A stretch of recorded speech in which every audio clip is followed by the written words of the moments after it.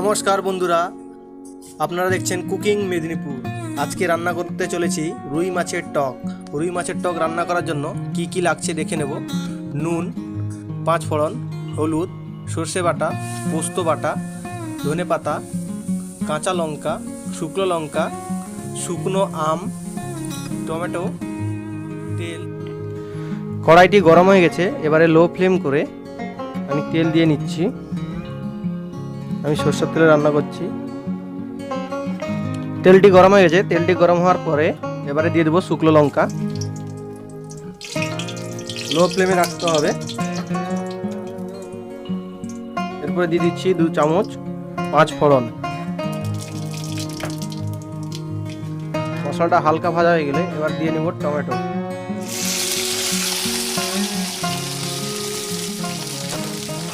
এবারে একটা শুকনো আম দিয়ে নিচ্ছি। 1 চামচ নুন দিয়ে নিচ্ছি।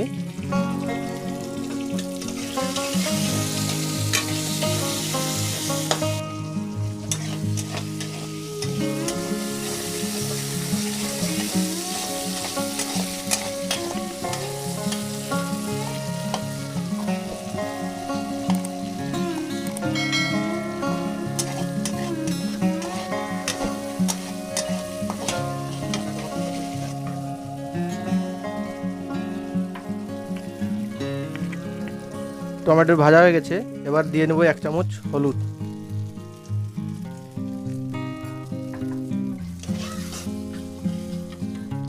এবার দিয়ে নেব 2 চামচ সর্ষে বাটা।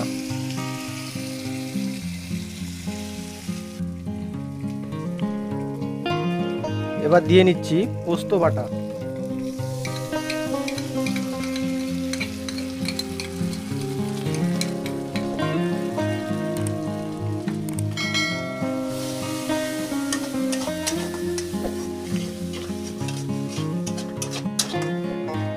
আর অল্প খালি একটু নুন দিব,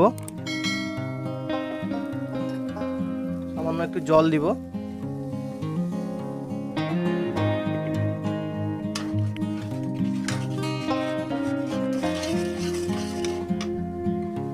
এবার দিয়ে দিচ্ছি কাঁচা লঙ্কা।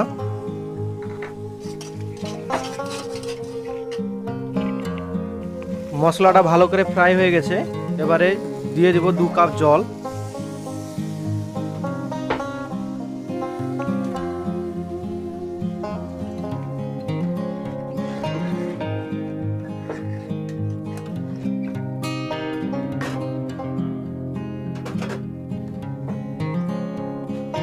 জলটা দিয়েছি, সামান্য একটু নুন দিয়ে নিব।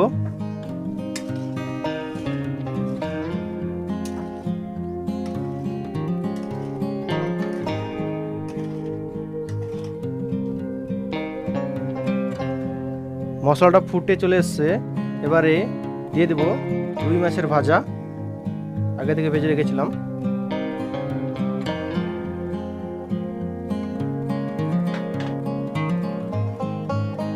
তিন 4 মিনিট ফুটতে থাকবে এইভাবে।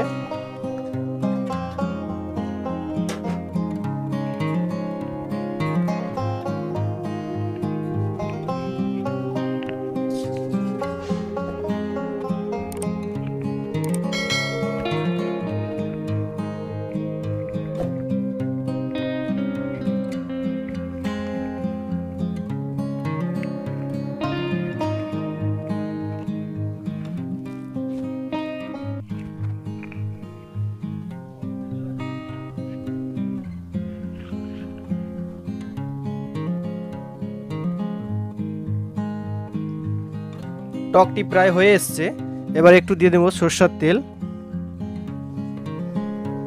সরষের তেল দেওয়ার পরে একটু ঢাকা দিয়ে নেব 2-3 মিনিট। 2-3 মিনিট হয়ে গেছে, এবারে খুলে নেব। দিয়েছি কম করে একটু ধনেপাতা।